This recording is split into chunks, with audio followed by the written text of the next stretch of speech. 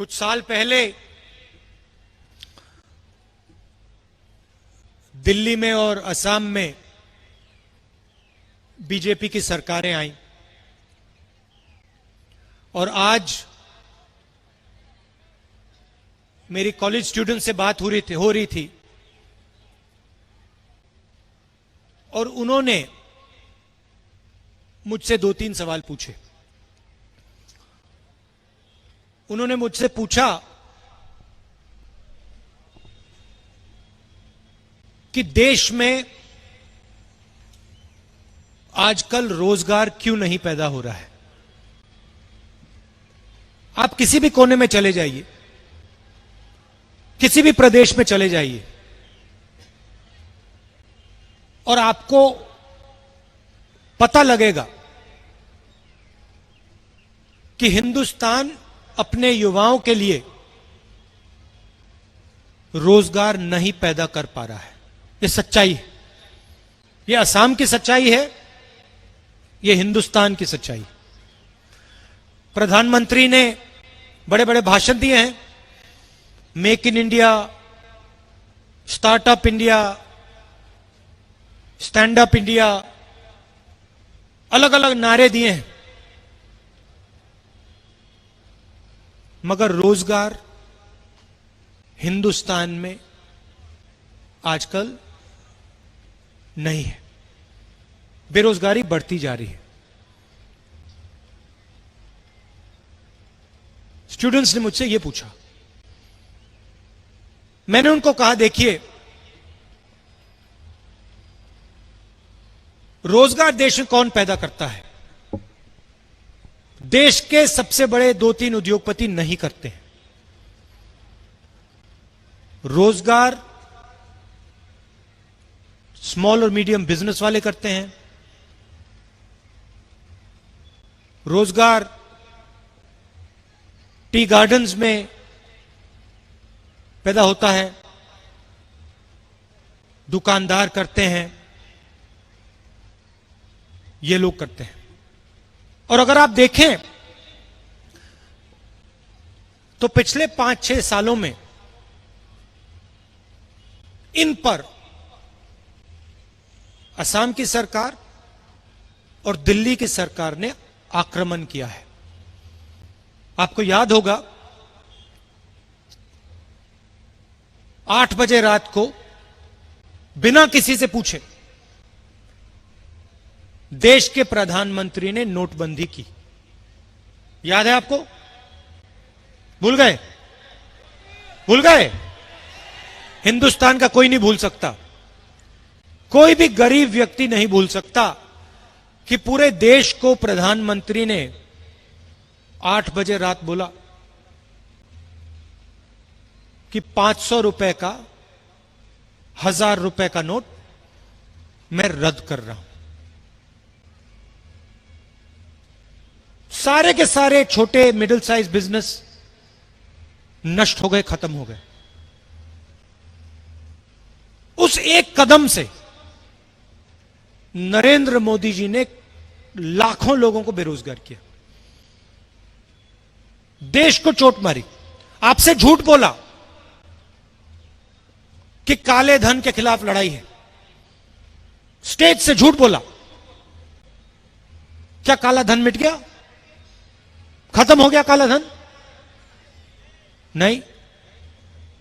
नोटबंदी के पीछे लक्ष्य था गरीबों के जेब से पैसा निकालकर हिंदुस्तान के सबसे अमीर 2-3 लोगों के जेब में डालना।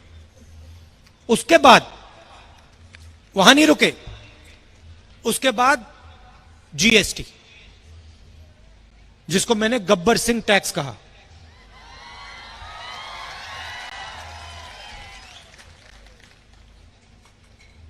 गब्बर सिंह टैक्स, 5 अलग अलग टैक्स, 28% टैक्स। किसके ऊपर टैक्स?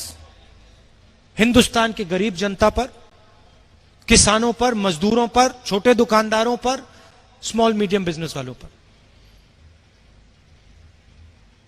जो नोटबंदी से बच गए वो जीएसटी में डूब गए।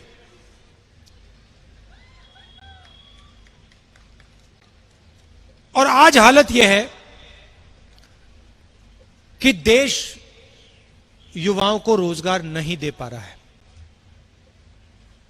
ये सच्चाई है हिंदुस्तान की। ना कोई फैक्ट्री खुलती है, ना किसी युवा को रोजगार मिलता है। प्रधानमंत्री भाषण देते जाते हैं, कोई फर्क नहीं पड़ता, क्योंकि उन्होंने हिंदुस्तान की जो रीढ़ की हड्डी थी,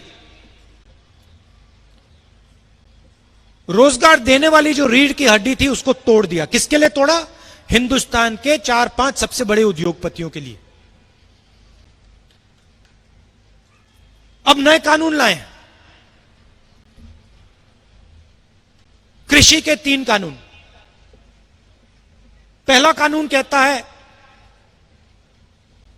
कि मंडियों को बंद करा जाएगा। पहले कानून का लक्ष्य मंडियों को बंद करो। दूसरे कानून का लक्ष्य जमाखोरी चालू करो। और तीसरे कानून का लक्ष्य, अगर कोई किसान सही दाम में कोर्ट में जाना चाहे तो उसको कोर्ट में जाना मना है। इसीलिए लाखों किसान दिल्ली के बाहर बैठे हुए हैं। और नरेंद्र मोदी क्या कहते हैं? नरेंद्र मोदी कहते हैं कि ये लोग आतंकवादी हैं। हिंदुस्तान के किसान को वो आतंकवादी कहते हैं, उनके पार्टी के लोग कहते हैं। और किसान क्या कह रहा है? किसान सिर्फ ये कह रहा है कि जो हमारा है आप हमसे नहीं छीन सकते हो, हम आपको छीनने नहीं देंगे।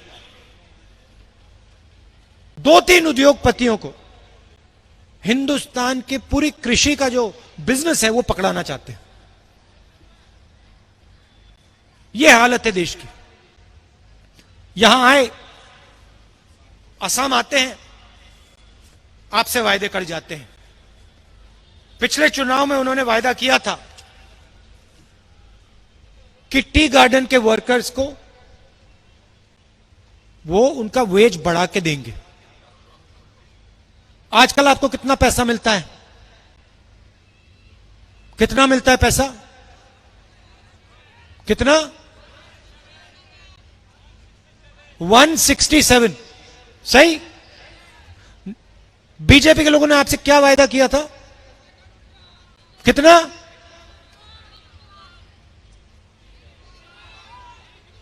351। अच्छा, यहां पे कोई एक व्यक्ति है जिसको 351 मिल रहा हो? एक भी नहीं मिलेगा आपको। छत्तीसगढ़ के चीफ मिनिस्टर अभी भाषण दिए हैं। छत्तीसगढ़ के चुनाव से पहले ऐसे ही भाषण में मैंने कहा था कि छत्तीसगढ़ के किसानों का कर्जा माफ होगा। बीजेपी वालों ने कहा पैसा नहीं है। मैंने कहा हम पैसा निकाल के दिखा देंगे, पैसे की कोई कमी नहीं। मैं आपको बता रहा हूं और आप इस बात को चेक कर लीजिए, छत्तीसगढ़ में कांग्रेस पार्टी की सरकार बनने के 6 घंटे के अंदर छत्तीसगढ़ के किसानों का कर्जा माफ कांग्रेस पार्टी ने कर दिया था। मैं यहां आपका टाइम जाया करने नहीं आया हूं, मैं आपसे 2-3 चीजें कहने आया हूं। मैं नरेंद्र मोदी जैसा नहीं हूं, मुझे झूठ बोलने की आदत नहीं है। मैं आपको सिर्फ ये बता रहा हूं और टी गार्डन्स के जो हमारे वर्कर हैं उनसे कह रहा हूं, इसको आप अच्छी तरह सुनिए। कांग्रेस पार्टी की यहां सरकार आएगी तो 6 घंटे के अंदर आपका 351 नहीं, आपका 365 हो जाएगा। और मुझे कोई फर्क नहीं पड़ता कौन क्या कहे, दुनिया के इकोनॉमिस्ट कह दें, मुझे कोई फर्क नहीं पड़ता। मैं आपको बता रहा हूं कि 365 गारंटी देके आपको आ रहा है। सीधी बात है।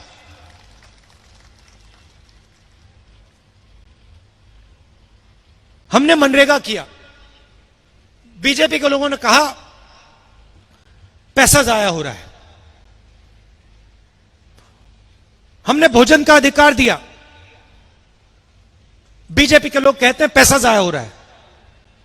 हमने किसानों का 70,000 करोड़ रुपया कर्जा माफ किया, बीजेपी के लोग कहते हैं पैसा जाया हो रहा है। जब भी हम गरीबों की मदद करते हैं, कमजोर लोगों की मदद करते हैं, बीजेपी के लोग कहते हैं पैसा जाया हो रहा है।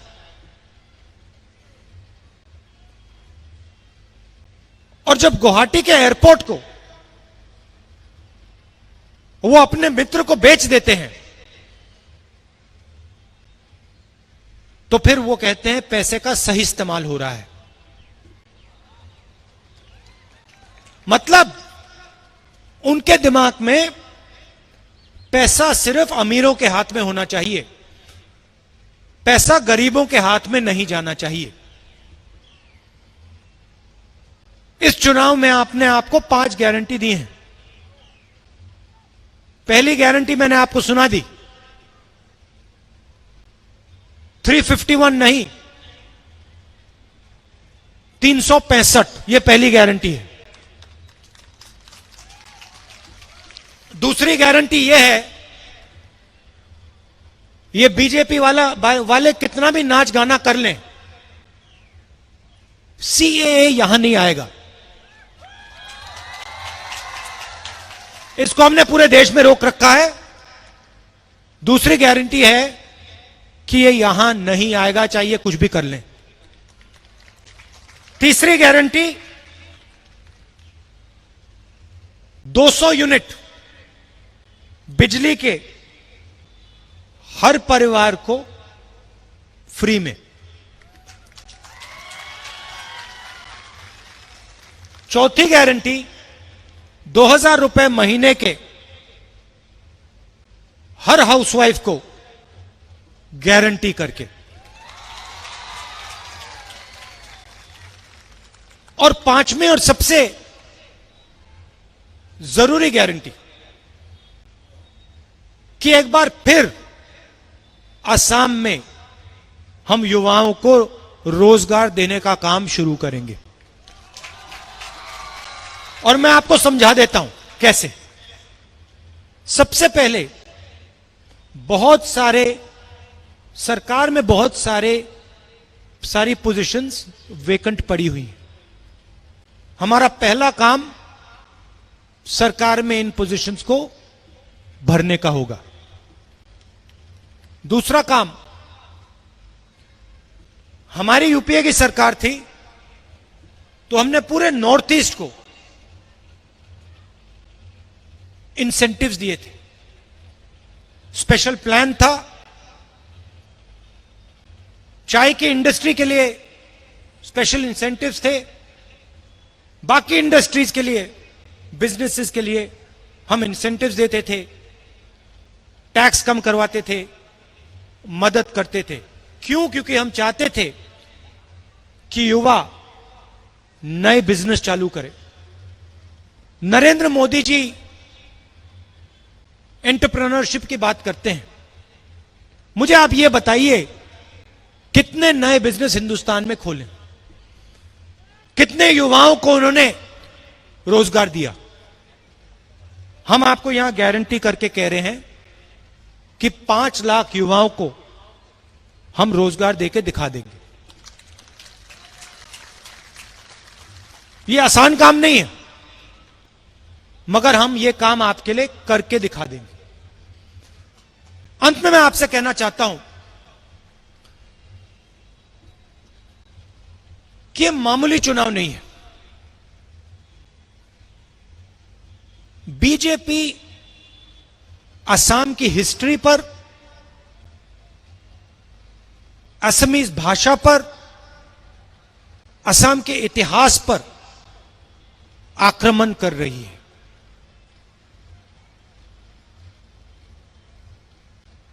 ये कहते हैं कि एक सोच होनी चाहिए, एक भाषा होनी चाहिए। इस देश में अलग अलग सोच है, अलग अलग इतिहास है, अलग अलग कल्चर है, अलग अलग हिस्ट्री है। हम इन सब की रक्षा करते हैं। बीजेपी क्या चाहती है? बीजेपी चाहती है कि असम को नागपुर से चलाया जाए। बीजेपी चाहती है कि बाहर के लोग आए और जैसे इन्होंने आपका एयरपोर्ट लिया, वैसे ही जो आपका है वो लोग उठा के ले जाएं। हम असम को असम से चलवाना चाहते हैं।